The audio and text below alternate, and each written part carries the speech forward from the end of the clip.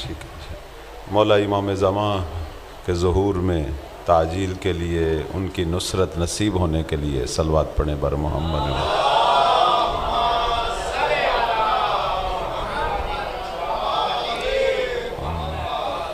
جو حاضرین کے دلوں میں دعائیں ہیں پروردگار بہتر جانتا ہے، ان سب دعاؤں کی قبولیت کے لیے اور حاضرین بانیان کے مرحومین کی بلندی درجات کے لیے صلوات پڑھیں بر محمد۔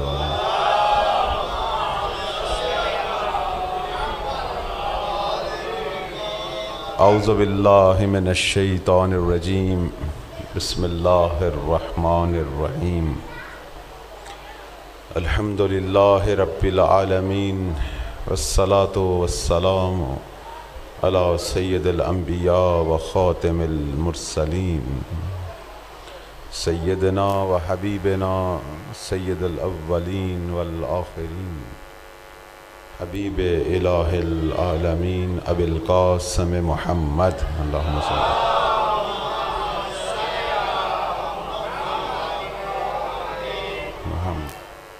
وعلی آلہ الطیبین الطاہرین المعصومین، اذہب اللہ عنہم الرجس وطہرہم تطہیرا۔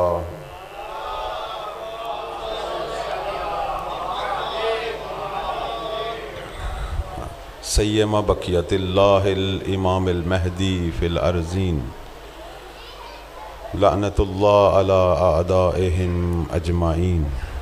اما بعد، فقال اللہ تبارک و تعالی فی کتابہ المجید، اعوذ باللہ من الشیطان الرجیم، اعلموا ان اللہ یحیی الارض بعد موتہا۔ صلوات پڑھیں بر محمد و آل محمد۔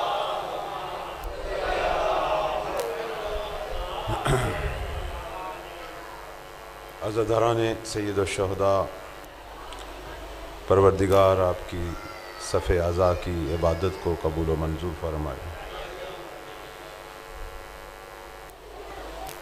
موضوع سخن قرآن مجید میں سورہ حدید کی 17 نمبر آیات۔ اللہ تعالیٰ فرما رہا ہے کہ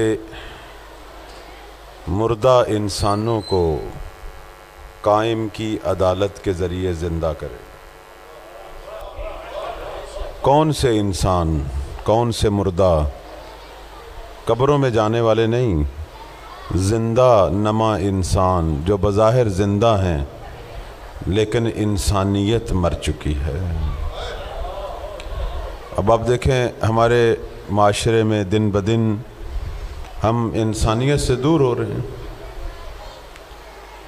سچائی کی جگہ جھوٹ نے لے لی، امانت کی جگہ خیانت نے لے لی، دینداری کی جگہ بے دینی نے لے لی، حرص بڑھ رہا ہے، طمع بڑھ رہا ہے، انسان نے انسان پر رحم کرنا چھوڑ دیا۔ اللہ والی جگہوں پر کوئی نظر ہی نہیں آتا، خدا کے غضب والی جگہوں پہ بھیڑ لگی ہوئی ہے۔ جہاں خدا ناراض ہوتا ہے وہاں رش ہے۔ یہ دنیا ہے جو ہم دیکھ رہے ہیں، اور دن بدن یہ حالات بڑھتے جا رہے ہیں۔ بالآخر قائم کے ظہور سے پہلے کچھ ایسا ہی سما ہوگا، ایسا لگے گا جیسے دنیا گناہوں سے، ظلموں سے بھری ہوئی ہے، لگے گا۔ لیکن اس گناہوں کی تاریکی میں ایک امید کی کرن ہے۔ وہ کیا ہے؟ وہ ایک جماعت ہے جو اٹھے گی، کہ جس نے اس سیاری سیاہی کو مٹا دینا ہے۔ اور ان کی خبر ہمارے پیغمبر نے اپنے فرامین میں دی تھی کہ ایک دفعہ اصحاب کے ساتھ تشریف فرما تھے، فرمایا پروردگارہ میرا سلام میرے بھائیوں تک پہنچا دے۔ اصحاب نے حیران ہو کے پوچھا، یا رسول اللہ ہم آپ کے بھائی نہیں ہیں؟ کہا نہیں، تم میرے اصحاب ہو، بھائی نہیں ہو میرے۔ حیران ہو گئے کہ سارے کام ہم کر رہے ہیں ساتھ مل کے، تو اب بھائی کون ہے؟ فرمایا آخر الزمان کے وہ مسلمان جنہوں نے مجھے نہیں دیکھا، سفید کاغذوں پر سیاہی پر ایمان لائے ہیں، یعنی لکھی ہوئی سطروں میں میرا نام پڑا ہے اور مجھ پر ایمان لائے، لیکن ایمان میں تم سے کم نہیں۔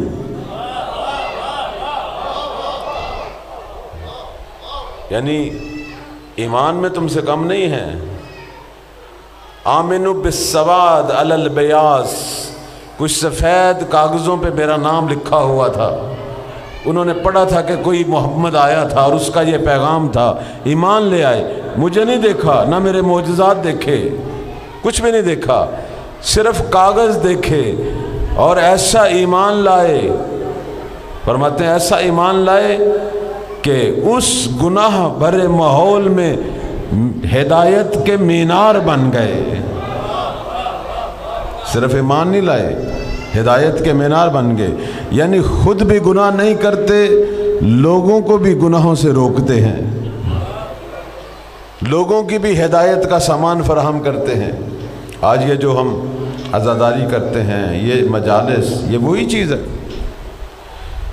فرمایا کہ ان کو میں سلام کر رہا ہوں، اور اس کے بعد پیغمبر نے ان کے ایمان کی مثال دی، کہا ان کا ایمان ایسے ہوگا اس زمانے میں، آخر زمانے میں، جیسے آج کے دور میں بھی ہے۔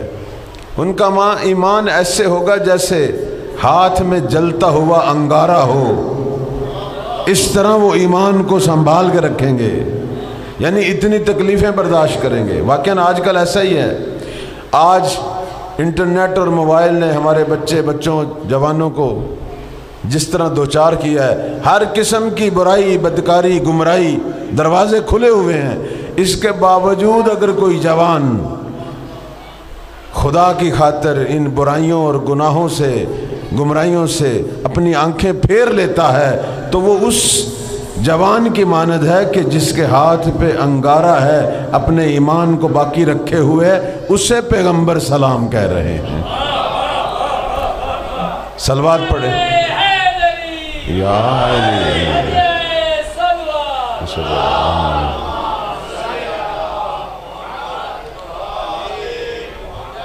پیغمبر نے صرف سلام نہیں کہا وہ میرا بھائی بھی ہے، میں محمد کا بھائی وہ ہے کہ جس کے لیے آسانیاں ہیں برائی کی، آسان رستے کھل گئے ہیں برائی کے۔ آج کل کوئی مشکل نہیں ہے برائی کرنی، نیکی کا کام کرنا مشکل ہے، برائی کرنا کوئی مشکل نہیں ہے، نیک کام کرنا مشکل ہے۔ اگر کوئی آسان برائیوں کو چھوڑ دے اور مشکل نیک کام کرے، وہ حق رکھتا ہے اسے نبی اپنا بھائی کہے، وہ حق رکھتا ہے، اور اس پر سلام بھی بھیجے۔ اس کے علاوہ فرمایا کہ آخر الزمان میں ایک ایسی جماعت آئے گی، یہ سارے قائم کے ناصر ہیں، یہ سارے وہی ہیں، ایسی جماعت آئے گی کہ جن کی جزا اسلام میں سبقت کرنے والوں کی طرح ہوگی۔ قرآن مجید میں السابقون کا ذکر ہے نا، السابقون السابقون اولئک المقربون، کہ جن کا مقام سابقون، اور وہ کون ہے؟ دو خصوصیتیں ہیں۔ پہلی خصوصیت کیا ہے؟ امر بالمعروف کریں گے، یعنی خود بھی نیک ہیں اور نیکی کا حکم دیں گے، برائی سے رکیں گے اور لوگوں کو بھی برائی سے روکیں گے، اور دوسری چیز ہر فتنے اور بدعت سے جنگ کریں گے۔ جہاں بھی فتنہ دیکھیں گے وہاں مہدی کا ناصر بن کے کھڑے ہو جائیں گے، جہاں بھی بدعت دیکھیں گے۔ بدعت کیا ہے؟ اپنی بنائی ہوئی چیزوں کو دین میں داخل کرنا، اسے کہتے ہیں بدعت۔ مہدی کے آنے سے پہلے بدعتیں بڑی پھیلیں گی، جب میرے مولا ظہور کریں گے ساری بدعتوں کو تباہ کر کے، ختم کر کے سنت نبی کو دوبارہ زندہ کریں گے۔ صلوات پڑھنے بار محمد و آل محمد۔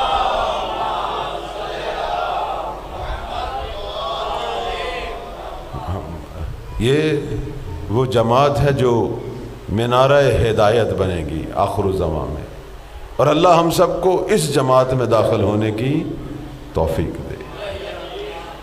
میرے بزرگوں، 3 اہم سرمایے ہیں ہمارے پاس، 3 سرمایے، ان کی حفاظت کرنی ہے۔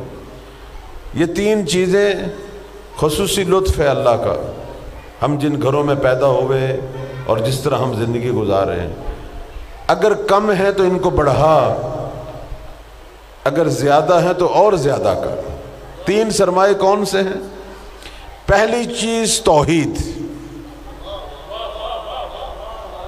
توحید سب سے بڑا سرمایہ ہے، اور توحید، درس توحید سن، اللہ کے بارے میں پڑھ، معلومات لے، لیکن ایک کام اور کر۔ چھٹے مولا امام صادق علیہ السلام سے اللہم صلی اللہ علیہ وسلم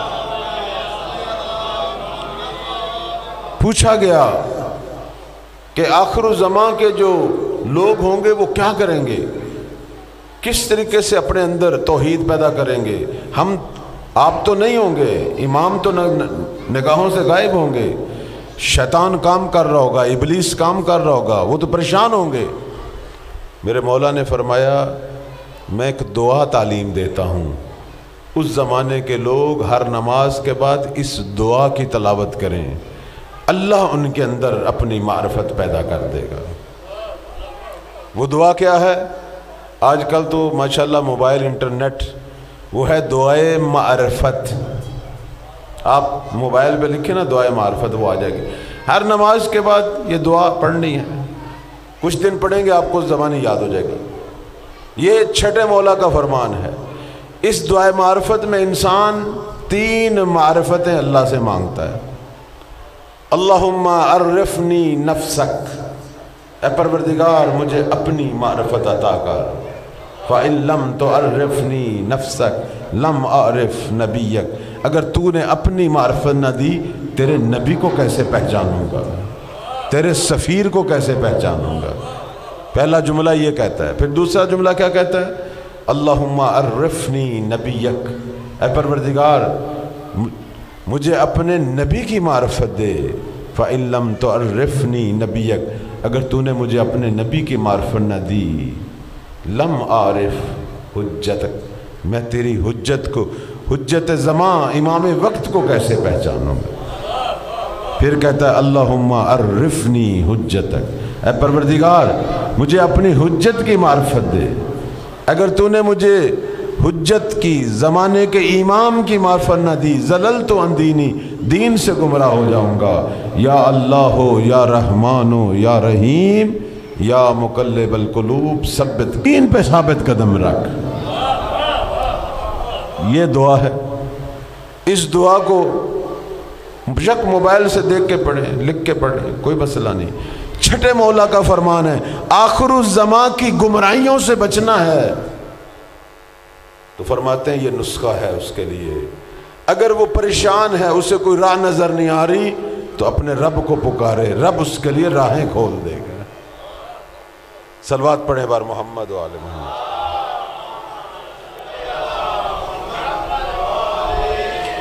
پہلی چیز توحید، دوسری چیز محبت اہل بیت۔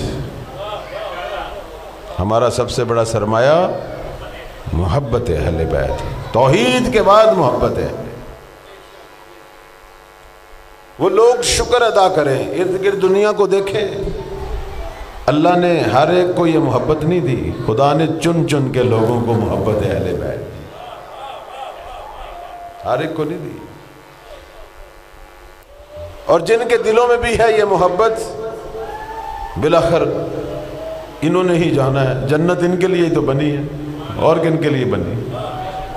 کہتے ہیں ایک شخص چھٹے مولا امام جعفر صادق علیہ السلام،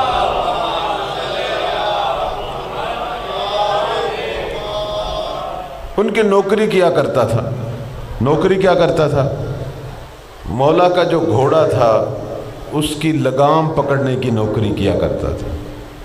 مطلب مولا جب گھر سے نکلتے تھے تو گھوڑے کی لگام پکڑ لیتے تھے، بازاروں گلیوں میں راستہ بناتا ہوا مولا کو مسجد تک لے جاتا تھا، اور جب مولا وہاں درس دے لیتے، عبادت کر لیتے، پھر دوبارہ مولا اپنے گھوڑے پہ بیٹھتے تھے، پھر دوبارہ اس کی لگام پکڑتا تھا اور واپس گھر تک لے آتا تھا۔ لگام بردار، مولا کے گھوڑے کی لگام، کئی سالوں سے خدمت کر رہا۔ حالات مالی بھی اس کے کوئی زیادہ اچھے نہیں تھے، لیکن وہ ٹائم دے رہا تھا اپنے مولا کو۔ ایک دن خراسان کا ایک تاجر ادھر آیا مولا سے ملنے کے لیے۔ اس نے دیکھا ہے یہ کوئی خدمت کر رہا ہے امام کی، مولا کے گھوڑے کو کبھی لے جاتا ہے کبھی لے آتا ہے، لگا ہوا ہے خدمت کرنے۔ وہ اپنا مال بیچ کے آیا ہوا تھا، پیسہ اس کے بعد بہت تھا، 2-3 اونٹ درہم دیناروں سے بھرے ہوئے تھے۔ اس نے کہا مومن بڑا تو کام کر رہا ہے، امام کے گھوڑے کی لگام پکڑتا ہے، لے جاتا ہے لے آتا ہے۔ اس نے کہا بس نوکری ہے، انجام دے رہا ہوں۔ اس نے کہا تجھے پیسوں کی بھی ضرورت ہے، یہ میرے اونٹ دیکھا ہے، بوریاں بھری پڑی ہیں پیسوں کی، سارے تیرے، مولا کے لگام والی ڈیوٹی مجھے دے دے، سارے تیرے پر یہ ڈیوٹی مجھے دے دے، قبول ہے؟ سوچنے لگ گیا، کہنے لگا واقعاً یہ پیسے ہیں سارے؟ اس نے کہا گن لو، بہت پیسہ ہے، تیری کئی نسلیں کھائیں گی، ختم ہی نہیں ہوگا۔ چونکہ تھوڑا سا مجبور بھی تھا، کہنے لگا اچھا چلو میں سوچتا ہوں، جا کے مولا سے اجازت لیتا ہوں، پوچھتا ہوں ان کی کیا رائے ہے۔ مسجد میں داخل ہوا، امام نماز پڑھ رہے تھے، نماز ختم کی، پیچھے کھڑا تھا، کہنے لگا مولا ایک چھوٹا سا کام ہے۔ جی مولا اگر کوئی مجھ سے خیر کا ارادہ رکھتا ہو تو آپ روکیں گے تو نہیں؟ امام نے کہا مومن ہم خود خیر پہنچانے والے ہیں، کیسے ہو سکتا ہے کوئی تجھے خیر کا ارادہ رکھے اور ہم روکیں؟ کیوں روکیں گے بھلا؟ اس نے کہا بس یہی پوچھنا تھا، باہر ایک مومن آیا ہے، وہ پیسے ہیں اس کے پاس بڑے، اونٹ بھرے پڑے ہیں پیسوں سے، کہہ رہا ہے یہ سارے تیرے، لگام والی نوکری مجھے دے دو، تو اگر آپ اجازت دیں تو میں اس کے ساتھ معاملہ کر لوں۔ فرمایا کر لو، اگر تو اسے اچھا سمجھتا ہے تو کر لے، میں تجھے نہیں روکتا۔ جب وہ جانے لگا تو امام نے کہا تو نے چونکہ میری بڑی خدمت کی ہے، ایک بات سنتا جا، پھر تو جو مرضی کا۔ کیا بات؟ امام نے کہا تجھے پتہ ہے روز محشر کیا ہوگا؟ یوم یفر المرء من اخی، اس دن بھائی بھائی کو بھی نہیں پہچانے گا، اس دن ماں باپ بچوں کو نہیں پہچانیں گے، نفسا نفسی کا عالم ہوگا، پوری دنیا پریشان۔ لیکن اس وقت ایک ذات ایسی ہوگی محمد مصطفیٰ کی کہ جن کے وجود مبارک پر اطمینان و یقین ہوگا، پرسکون کھڑے ہوں گے، اور ان کا دامن علی مرتضیٰ نے پکڑا ہوگا، اور علی مرتضیٰ کا دامن ہم سارے اماموں نے پکڑا ہوگا، اور ہم اماموں کا دامن ہمارے نوکروں اور خدمت گزاروں نے پکڑا ہوگا۔ جدھر محمد مصطفیٰ جائیں گے ادھر ہی ہم جائیں گے، اور وہیں ہمارے نوکر بھی یدخلون مدخلہم، جدھر جدھر ہم ہیں ادھر ادھر ہمارے نوکر ہیں۔ بس یہ سننا تھا، فوراً قدموں میں گر گیا۔ اس نے کہا دنیا کی یہ چند ٹکے کی دولت پہ لعنت بھیجتا ہوں، میں آپ کی نوکری کیوں چھوڑوں؟ ہمیشہ سے انی مقیم فی خدمتکم، جب تک سانس ہے جعفر صادق کی نوکری نہیں چھوڑوں۔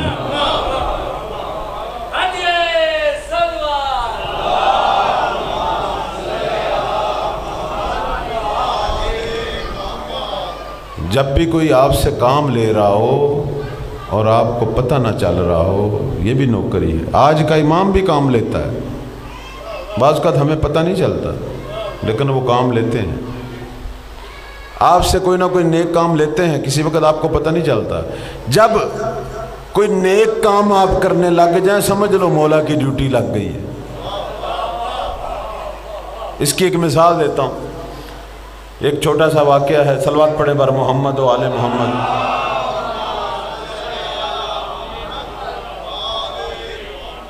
ایران کا ایک مشہور واعظ جس کا نام کافی تھا، جناب کافی، بڑے مشہور واعظ تھے۔ وہ مجلسیں پڑھنے کے لیے جاتے تھے نا، تو مومن ان کو نا پیسے دیتے تھے خمس کے، کہ قبلہ یہ جیب میں رکھ لیں، اگر آپ کو کوئی مستحق نظر آئے تو آپ آگے اسے دے دینا۔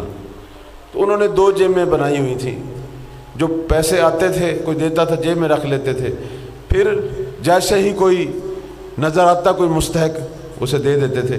اب دونوں قسم کے مومن انہیں ملتے تھے، پیسے دینے والے بھی اور پیسے لینے والے۔ امیر بندے دے دیتے تھے، غریب بندوں کو پتہ ہوتا تھا اس کے پاس مال امام ہے، خمس ہے، زکوٰۃ ہے، صدقہ ہے، وہ بھی کہتے تھے قبلہ مشکل ہے مدد کریں، وہ جیب سے نکال کے۔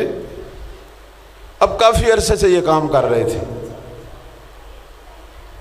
اب لوگوں نے گھر میں آنا شروع کر دی، دروازے کھٹکاتے تھے، قبلہ کوئی پیسے ہیں دے، گھر میں بڑی مشکل ہے، بیماری ہے، وہ دے دیتے تھے، جو ہوتے تھے دے دیتے تھے۔ ایک دن کہتے ہیں کہ میں کہیں سے مجلس پڑھ کے آیا تو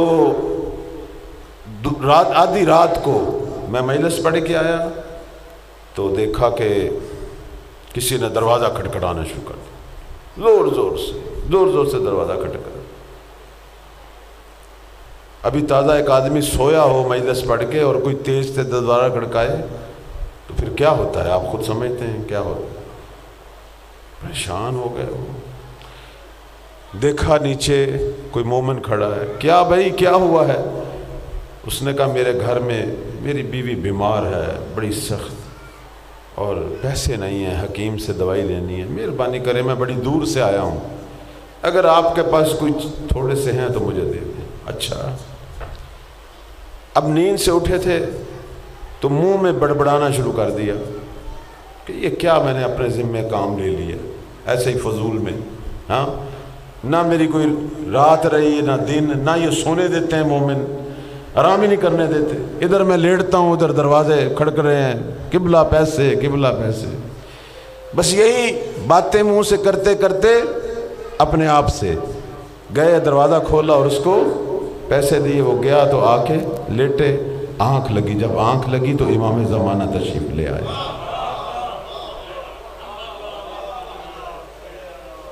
مولا نے آ کے صرف اتنا پوچھا، کافی اگر تو تھک گیا ہے ہماری ڈیوٹی دیتے ہوئے تو پھر کسی اور کے ذمہ لگا دوں؟ بس یہ سننا تھا، وہ اسی وقت اس کی آنکھ کھل گئی، رونے لگ گیا، کہنے لگا مجھے نہیں پتا تھا یہ آپ نے ڈیوٹی لگائی ہے، میں اب مرتے دم تک یہ ڈیوٹی، میرے عزیزوں بس اوقات ڈیوٹیاں لگ جاتی ہیں، پریشان نہیں ہونا چاہیے، ڈیوٹی لگ جاتی ہے، اور اس کو جب کسی نیک کام کی ڈیوٹی لگے اسے دل و جان سے ادا کرے، یہ ادھر سے ڈیوٹی لگی ہے۔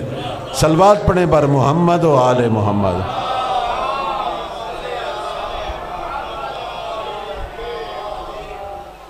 آغا سید بھی تشریف لا چکے ہیں، اور آپ کی خدمت میں عرض کروں، میں نے بھی چونکہ جانا ہے اور تھوڑا سا آرام بھی کرنا تھا، صرف میں آج انہوں نے چونکہ شہزادہ علی اکبر کے حوالے سے چند جملے پڑھنے ہیں، میں چاہتا ہوں چند جملے مولا عباس کے حوالے سے۔ پوری دنیا میں آج غازی عباس کا دن منایا جا رہا ہے۔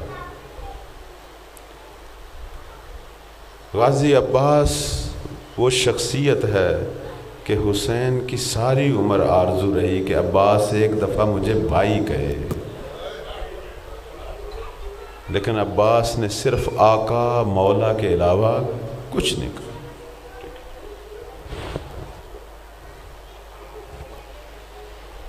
کہتے ہیں کہ جب چھوٹے سے تھے مولا عباس، پیدا ہوئے تو مولا حسین نے اپنی گود میں لیا عباس کو، بڑا پیار کرتے تھے۔ ہماری تاریخ میں لکھا ہے کہ مولا عباس جب پیدا ہوئے تھے آنکھ نہیں کھول رہے تھے، نہ مولا علی کے ہاتھ کھولی نہ حسن مجتبیٰ، لیکن جب حسین نے اٹھایا عباس نے آنکھیں کھولی، پہلی زیارت دنیا میں عباس نے حسین کی تھی، اور مولا حسین کو بھی بڑا پیار تھا، خود اپنی گود میں خود پالا ہے عباس کو، اپنے ہاتھ سے لقمے منہ میں ڈالتے تھے، اپنے سینے پہ سلاتے تھے، اتنا پیار تھا۔ جب عباس 2-3 سال کے ہوئے نا، تو جس طرح مولا حسین کہتے تھے میرا بھائی بھائی بھائی عباس، تو عباس نے بھی آگے سے کہنا شروع کر دیا بھائی حسین، تو اور بی بی زینب بھی کہتی تھی بھائی عباس، تو عباس بھی کہتے تھے بہن زینب۔ تو ام البنین نے یہ دیکھا تو لے گئی ایک طرف کمرے میں، کہا عباس تو یہ کیا کہہ رہا ہے؟ کہا کیا ہوا؟ یہ تیرے بھائی نہیں ہیں، تیرے آقا ہیں۔ اس نے کہا وہ میرے بھائی ہے، میرے باپ کی اولاد ہے۔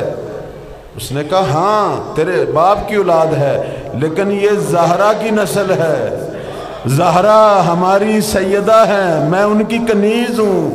آج کے بعد تو نے زہرا کی نسل کو بھائی بہن نہیں کہنا، حسین کو آقا کہنا ہے اور زینب کو آقا زادی۔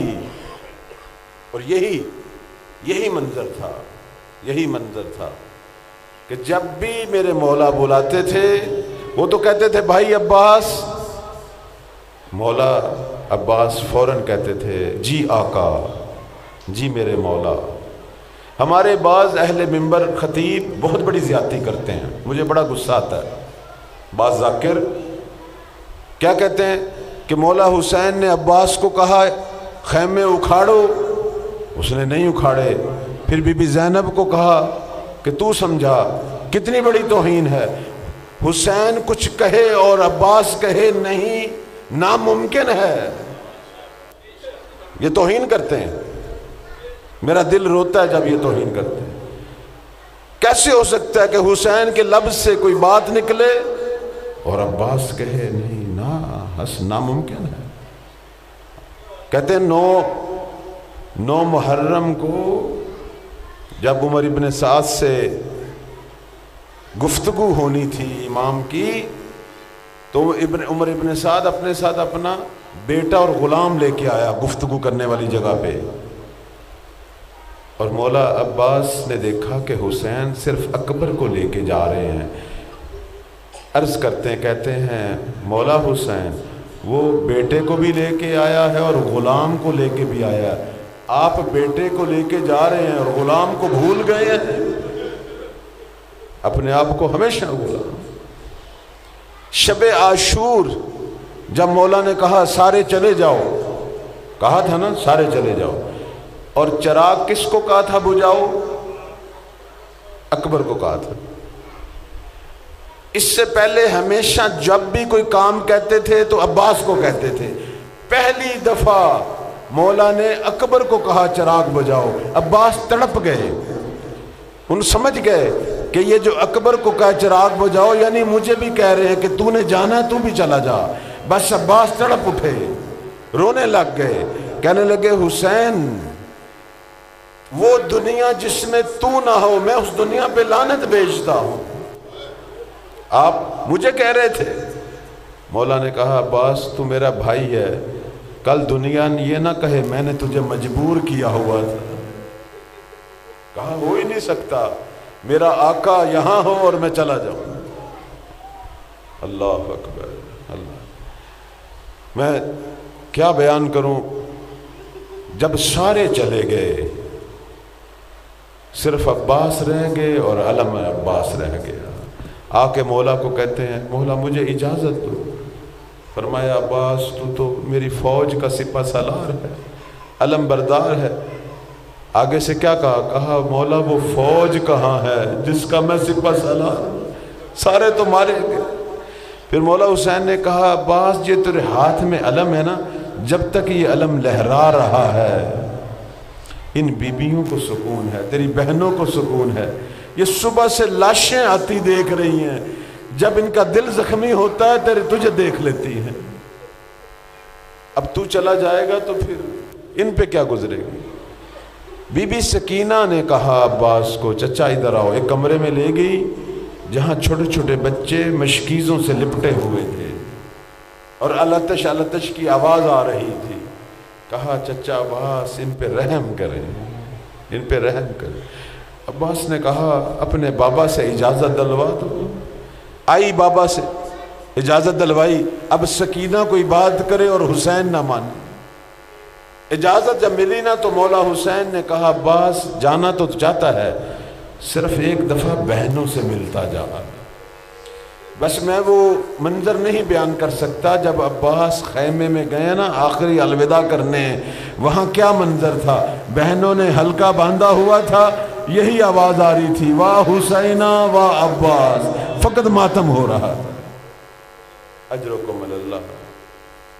بی بی زینب نے عباس کو کہا عباس 2 منٹ میرے سامنے بیٹھ، میں دل کی ایک بات کرنا چاہتی ہوں تجھ سے۔ بیٹھ گئے۔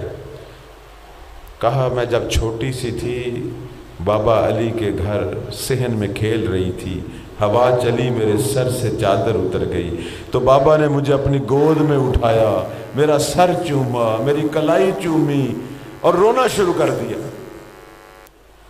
تو میں حیران ہوئی کہ بابا کیوں رو رہے ہیں، کیوں چوم رہے ہیں؟ کہا زینب ایک وقت آنے والا ہے تیرے سر سے چادر بھی کھینچی جائے گی اور کلائیوں میں رسیاں ڈالی جائیں گی۔ تو بی بی تڑپ اٹھی، کہتی میں سوچتی تھی جس کے 18 بھائی ہوں عباس تیرے جیسے، محمد حنفیہ جیسے، حسین جیسے، کون ہو سکتا ہے جو میری چادر کھینچے؟ لیکن آج تک تو میں یقین میں تھی، اب تو جا رہا ہے، اب مجھے پتہ چل گیا زینب کے سر پہ نہ ردا سلامت رہے گی، نہ ان کلائیوں میں رسیاں بھی بدی جائیں گی۔ عباس چلے، میں بس ختم کر رہا ہوں۔ بڑا خوبصورت انداز سے میرے مولا نے جنگ کی۔ 4000 لشکر تھا فرات پہ، جب عباس آئے نا تاریخ کہتی ہے سر کٹتے دھڑ گرتے نظر آئے۔ بڑی خوبصورت جنگ کی میرے مولا، اور داخل ہو گئے فرات میں۔ جب فرات میں داخل ہوئے گھوڑے نے بھی پاؤں پانی میں رکھے، نہ عباس نے پانی پیا اور نہ گھوڑے نے پیا۔ وہ عباس نے کہا گھوڑے کو تو پیاسا ہے، تو پانی پی۔ جانور معمولاً کہتے ہیں عرب کا جانور بڑا باوفا ہوتا تھا، عباس نے کیوں نہیں پیا؟ ایک وصیت نقل ہوتی ہے کہ امیر المومنین نے عباس کو ایک وصیت کی تھی، بیٹا عباس تو کربلا میں میری طرف سے لڑے گا، لیکن یاد رکھ جب بھی تو فرات پہ پہنچے اس وقت یاد رکھنا ایاک تشرب الماء واخوک حسین عطشان، خبردار عباس پانی نہیں پینا حسین جب تک پیاسا ہو۔ اجرکم اللہ۔ عباس جب واپس پلٹے نا پانی لے کے، بس جنگ شروع ہوگی۔ عمر ابن سعد نے کہا یہ پانی نہیں جانے پائے، جنگ شروع ہوگی۔ ایک ملعون نے پشت سے وار کیا، دایاں بازو قلم ہوا، میرے مولا نے بائیں بازو میں مشکیزہ لیا، وہ بھی قلم ہو گیا۔ مولا نے دانتوں میں مشکیزہ لیا، اس وقت ایک دعا مانگی، اللہم انا اطفال الحسین عطشان، پروردگارہ حسین کے بچے پیاسے ہیں، بس ایک دفعہ پانی پہنچ جائے۔ لیکن تیر لگا مشکیزے پہ، پانی بہہ گیا، عباس کی حسرتیں بھی بہہ گئی۔ اس کے بعد کیا دعا کی؟ پروردگارہ اگر پانی نہیں جاتا تو عباس بھی نہ جائے۔ کہتے ہیں اس وقت حرملہ نے تیر چلایا جو مولا کی آنکھ میں لگا، بازو تو کٹے ہوئے تھے، تیر نہیں نکال پائے، پیچھے سے کسی نے گرز مارا، سرد و لخت ہوا، عباس زمین پہ آ گئے۔ بس آخری سلام کیا بھائی کو، حسین کمر پکڑ کے کھڑے ہوئے، عباس یہ تیرا سلام تھا، میری کمر ٹوٹ گئی۔ آتے ہیں بھائی کے لاشے پہ، پہلے دونوں بازو اٹھاتے ہیں، دایاں بازو اور بایاں بازو حسین نے اٹھایا نا۔ یہ بازو کون سے بازو ہیں؟ روایات کہتی ہیں روز محشر جب زہرا شفاعت کے لیے جائیں گی نا شیعوں کی، عزاداروں کی، رسول کہیں گے زہرا کیا لے کے آئی ہو؟ اس وقت بی بی زہرا عباس کے بازو نکالے گی، کہیں گی کفانا لأجل هذا المقام الیدان المقطوعان من ابن العباس، آج شیعوں کی شفاعت کے لیے یہ 2 کٹے ہوئے بازو اپنے فرزند عباس کے لائی ہوں۔ اجرکم اللہ۔ مولا نے عباس کے سرہانے جب پہنچے تو عباس نے ایک جملہ کہا میرے لاشے کو خیمے تک نہ لے جانا ہو. کیوں عباس؟ کہا انی مستحی من ابنت سکینہ، مجھے آپ کی سکینہ سے شرم آتی ہے، اس نے پانی کے لیے بھیجا تھا. کہتے ہیں ایک ایرانی کا واقعہ ہے، وہ اس کا بیٹا کومے میں تھا، وہ 10 دن سے حرم عباس بیٹھا ہوا تھا، 10 دن سے دعا مانگ رہا تھا، اے باب الحوائج عباس، اللہ کی بارگاہ میں دعا کرے میرے بیٹے کو شفا ہو. ہر روز فون کرتا تھا، پتہ چلا بھی نہیں، ابھی تک بیٹا کومے میں ہے. 11ویں دن اٹھ کھڑا ہوا، مایوس ہو گیا، کہنے لگا ایسے ہی باب الحوائج ہیں، یہ کیسے باب الحوائج ہیں، میرے بیٹے کو تو شفا نہیں ہوئی. ناراض ہو کے نکلا تو گھر فون کیا کہ میں آ رہا ہوں. جب گھر فون کیا نا تو بیٹے نے فون اٹھایا، بابا میں ٹھیک ہو گیا ہوں. تو کیسے ٹھیک ہو گیا؟ بابا آدھا گھنٹے پہلے ٹھیک ہوا ہوں. بابا آپ نے کیا کیا ہے؟ کیا ہوا؟ آپ نے کیوں ایسے جملے کہے؟ عباس کا دل زخمی ہے. بیٹا تمہیں کیسے پتا چلا؟ کہا عباس آئے میرے خواب میں، میرے وجود پہ ہاتھ لگایا، کہا اپنے باپ کو کہے اتنے تانے مجھے نہ دے، میں تو ابھی تک سکینہ کے لیے شرمندہ ہوں. الا لعنت اللہ علی الظالمین.